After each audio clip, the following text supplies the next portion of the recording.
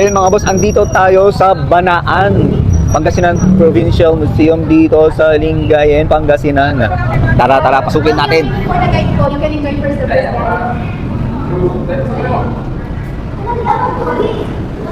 Oh, ang ganda naman dito.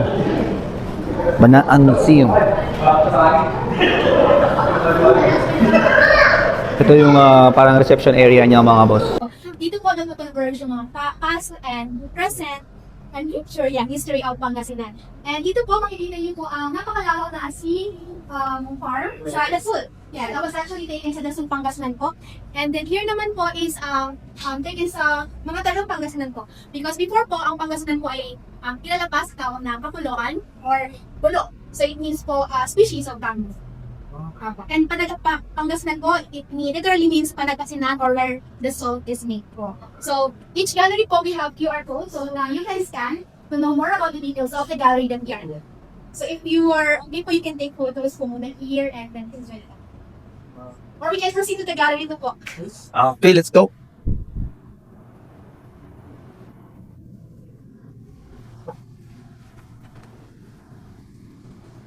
Ayan, pasukin natin yung gallery mga boss. District? We have District 1, District 2, District 3, District 4, 5, and 6 po. So, you can take your seat po while you're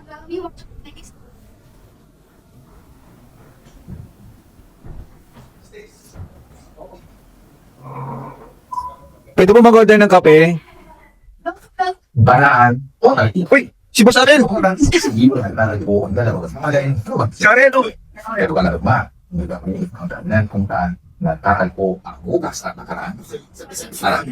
Makikita ko sa'yo. Noong 1840, patmo ng mga Pastilas, simulang ipatayo ang 1,700 square meter na gusali ito sa Lingayen, ang kabisera ng Pangasinan, upang magsilbi bilang kapitulyo ng lalawigan. Tinawag nila itong kasarian ng ibig sabihin na Royal House. May kasarial din kami sa Abra. Kasarial din po kayo. Halos karamihan ng kasaysayang pangyayari at pagtipko. May kasarial din sa Abra, di ba? Kasarial din po kayo. Hindi gumaon, tinawag din itong gobyerno nang nabuo ang gobernador sibil noong 1886. Taong 1990 naman, nagsilbi ito ang publikong eskwelahan ng elementarya sa loob ng 3 taon. Maging bahagi din ito ng mga sangay ng Regional Trial Court at tinawag ng husgado noong 1930. Ngunit nagsinakop ng mga Hapon ang Pilipinas at sila'y nagsidatingan sa Lingayen, ginamit nilang buong tanggapan ang kasarian. Himalang napagtagumpayan ng gusaling ito ang ilang lindol at pagyanig dala ng pagsabog ng mga bomba noong World War II. 75% ng struktura nito ang matibay pa rin nakatayo. Hanggang sa tuluyang nagpalit ang siglo, taong 2002, dineklara itong National Historical Landmark ng Noy National Historical Institute of the Philippines dahil sa kasaysayan at kulturang na ipreserba nito. Isa itong kakaibang halimbawa ng arkitektura mula noong panahon ng Kastila at Amerika. Pero taong 2008, ang minsang gusali na hindi natinag ng kahit anong pagyanig ng mga lindol, bahagyang nasira ng bagyong Cosme. Natangay ng malakas na hangin ang bubong nito. At dahil naging bukas ang gusali nito, maraming nangloob at nagnakaw sa mga materialis nito tulad ng mga kahoy at ilang kagamitan. Iniwan nila itong isang gusali na kailangan muling ayusin at simulan. Kaya naman noong 2015, muli, sinimulan na nilang ayusin ang kasarian. Bawat parte na natira sa gusali naging mahalaga. Sa pagtutulong-tulong ng Provincial Government of Pangasinan, lokal na pamahalaan ng Lingayen, ng Department of Public Works and Highways, Tourism Infrastructure and Economic Zone Authority o TIAZA, ang Pangasinan Historical and Cultural Commission, ang Pangasinan Heritage Society Incorporated, at ang National Historic Commission of the Philippines, unti-unting binuhay ang mga nakaraan sa bawat dingding ng gusaling ng kasarian. Bawat kasaysayan, bawat kwento, bawat kulturang nandaan, siniguradong makikita at mararamdaman sa bawat sulok na madadaan. Pagkatapos itong magawa, linano ng Provincial Government of Pangasinan na gawin itong Provincial Museum at pinangalan ng Banaan. Ang ibig sabihin ay tagpuan or meeting place. Ngayon, mayroon itong 11 galeriya na naligtahanan ng mga dagda sa saysayan, kultura at impluensya na siyang nagtaguyod ng bawat lipunan sa lalawigan. Dito pinagtagpo ang mga aral ng nakaraan at ang pag-asa na maaaring dala ng kinabukasan. Ito na ngayon ang Banaan Pangasinan Provincial Museum. Ayun mga boss, kaya pala Banaan. Tara na! Kita-kita na tayo dito sa Banaan! Let's go! So, yun po yung history ng Kasayan bago po ito naging ng ating very first Pangasinan Provincial Museum. Ito po yung kaunahang ng museum na minamanage po ng province dito sa Pangasinan. So, while we're waiting po, we can take photos po muna here and enjoy the gallery. Okay. Pwede po kayo mag-take ng photo po.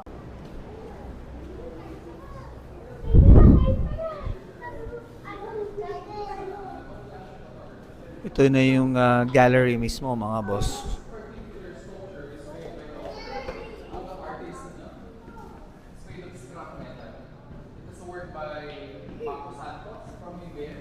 He is a poet and at the same time, okay, an artist, a sculptor, okay, and ang title niyan is Transcend, okay, meaning to go beyond.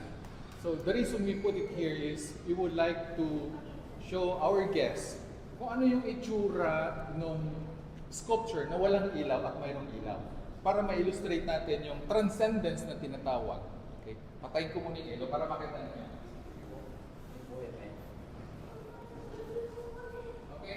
That's the raw picture or raw feature of that particular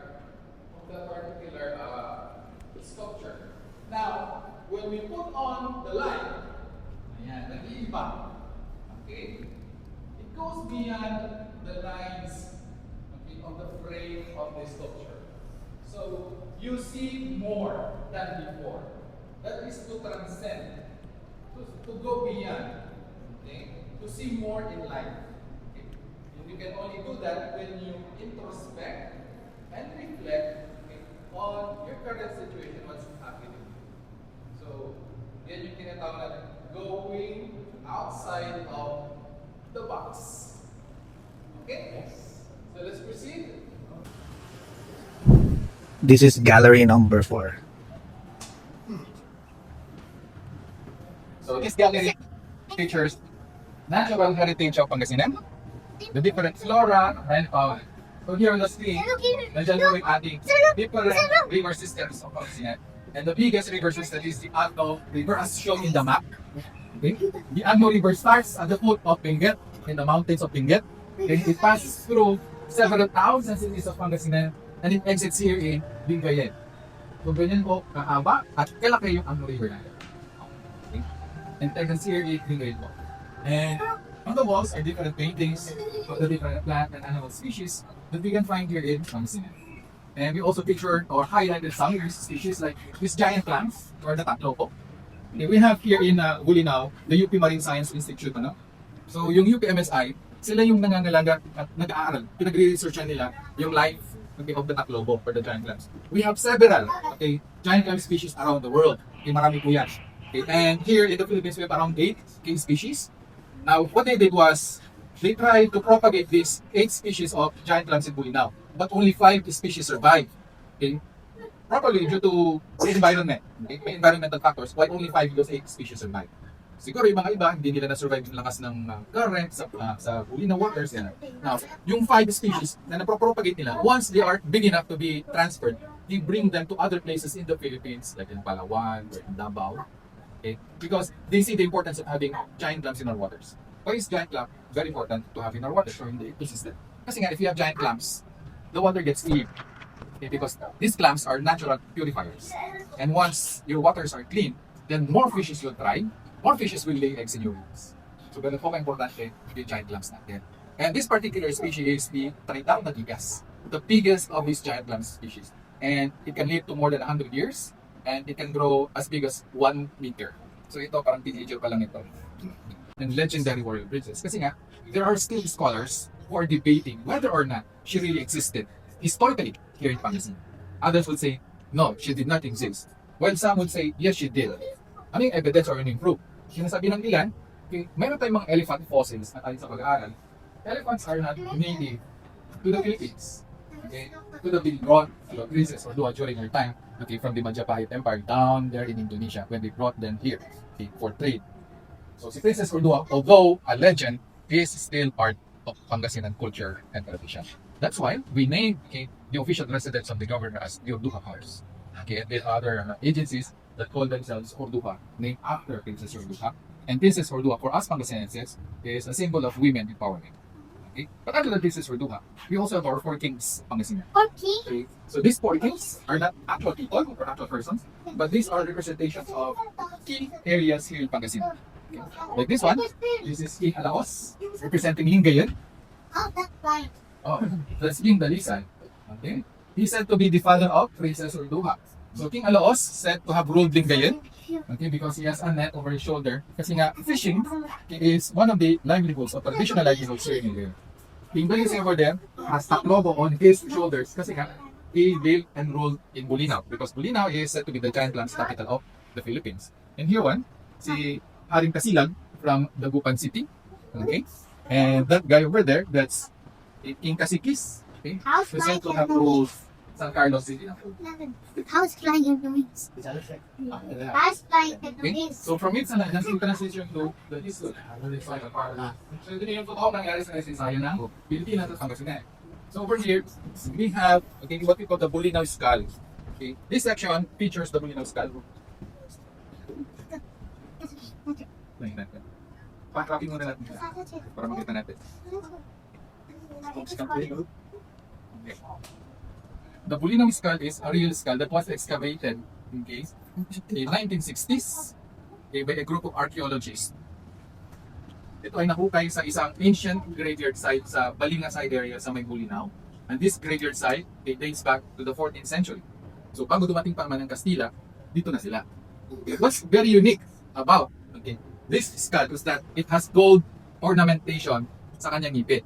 Though gold ornamentation, dental ornamentation has been practiced in the entire Philippines in different regions. Ang kaibahan is that in some parts of the Philippines, may dalawa lang na gold pegs, 4, 3, triangle lang kaisa-isa. Pero ito naman si Bolinao skull, buong ngipin niya up and down at puno-puno. Okay? So, this particular skull was declared as a national cultural treasure of the Philippines, and the original skull is now with the National Museum of Anthropology. So this is a replica of the Bolinao skull. Okay. With this, it shows that even before the Spaniards claimed to have civilized us, okay, we already have a knowledge in metallurgy. Look at this. We know how to use gold. Okay? Philippines is rich in gold. We have a knowledge in dentistry. Alam niyo, paano bubutasin yung ngipin? Masakit pag bubutas ng ngipin. So, then we have a knowledge or indigenous knowledge on natural plants, natural herbs, that serve as aesthetic.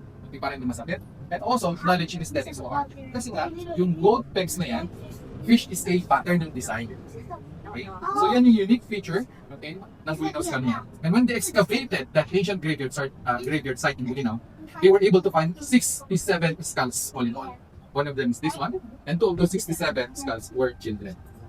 Okay? So yung hinukay nila, nakita nila sa secondary burial jars. Yung nakalagay na sa mga pulpangan ng malalaki, yung mga bunga na yan. Kasama yung mga burial goods. Ano yung mga burial goods na kasama nila? We have Chinese porcelain plates, okay? You have Chinese coins, and some trade beads tulad nito na suot ko ngayon. May mga trade beads silang nakita. Okay? So ibig sabihin, yung mga ninuno natin have already been trading with other races in the Asian region. Okay, so let's move on. So that's the Bolinao skull story. Kaya pala yung lola ko, may gold feet. Yung lola ko sa tuhod. Opo. Practice na nila yun. Yung bayang Kasi yung paniniwala nila, only the ghosts of the British have white teeth.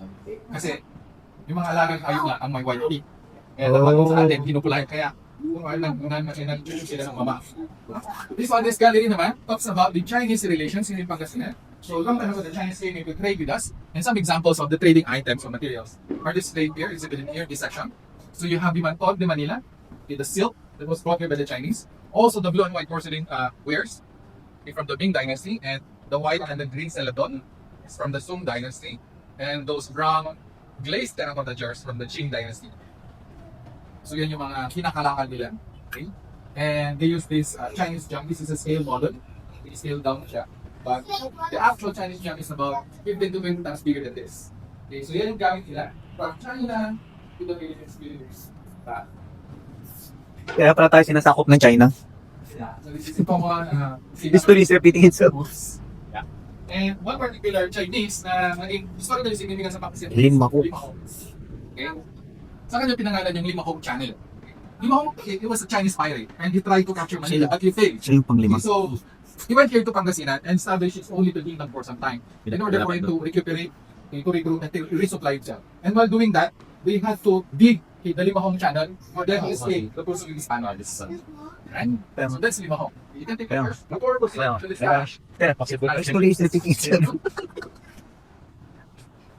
I will tell you a little trivia about this.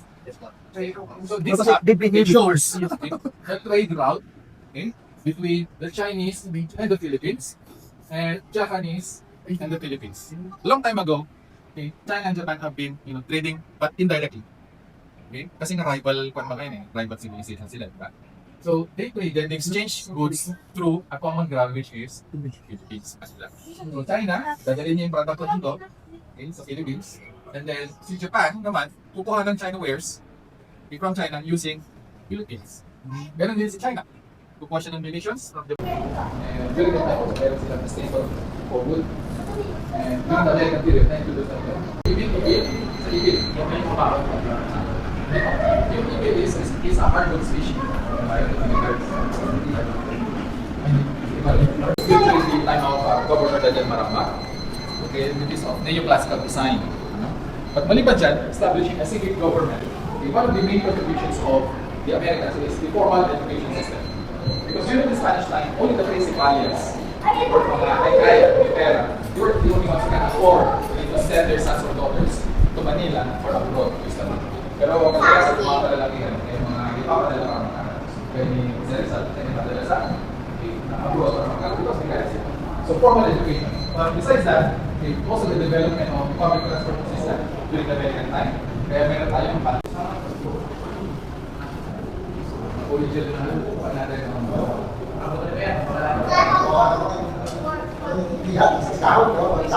they travel using the caravan. Yung pamilya yan. Pangasinan played a very important role during World War II. Especially in the recapture of Manila. Kasi nung bumalik yung Allied forces na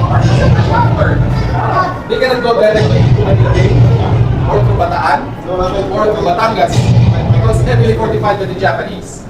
So strategically, they came back to the Philippines October 1944 Manila. So from Pangasinan, they traveled south, okay, going to Manila.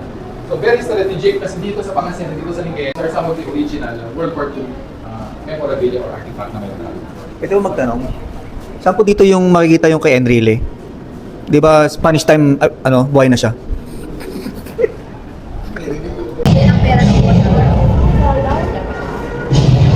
And prior to the arrival of Christianity, noong panahon kasi, animistic yung belief ng mga Pangasinenses, just like other places, okay, animism. So, nahirapan yung mga misyonaryo to convert yung people in Pangasinan. So, what they did was to adapt some of the beliefs and practices of the Pangasinenses. That's why we have what we call folk Christianity. Yung Christianismo na may halong lumang paniniwala of thanksgiving, okay, to the spirits. Kaya nung panahon, pag may nagkasakit, hindi agad sa doktor dinadala. Dinadala sa albularyo. Kaya dito sa Ano kayang anting-anting ang ginamit sa akin dito ng misis ko? Ha? Ano kayang anting-anting ang ginamit ng misis ko dito? Ha? Ang dami. Siya lang makakasagot niya, bro. Ang dami anting-anting sa Pangasinan. maya-maya, yung light shower, very light. Maya-maya. Pag umulan talaga. Ulan. Ngayon, pag talagang sobrang lakas ng ulan, may 3 terms kami dyan. Binak-binak. Buyo-buyo. And then, ito karamihan tinatawanan ng mga hindi Pangasinan. Libog-libog. Ang pagbigkas is libog-libog. Hindi dapat yan libog-libog. Libog-libog. American kulog kasi yan. We're great Pangasinan under what become our civic personalities or civic leaders. We have Maria Magsano, a suffragist. Siya yung nagsulong ng karapatan ng mga kababaihan sa bumoto. The next one, that is Senator Geronimo Pecson, the very first woman senator of the Philippines from Lingayen, Pangasinan. And the third one, that's Speaker Eugenio Perez of San Carlos City. He's the very first Speaker of the House. And the fourth one, the last one, that's President Fidel V. Ramos, was born here in Lingayen, the 12th president.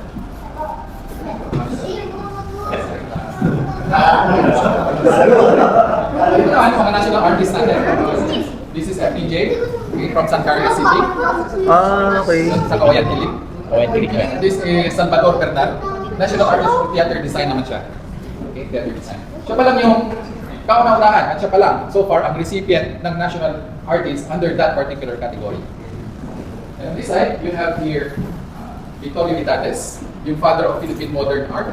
We have an example here na dinonate ng kanyang family, yung medallion of the Order of National Artists. And we have here also one of his original palettes na ginamit niya sa kanya.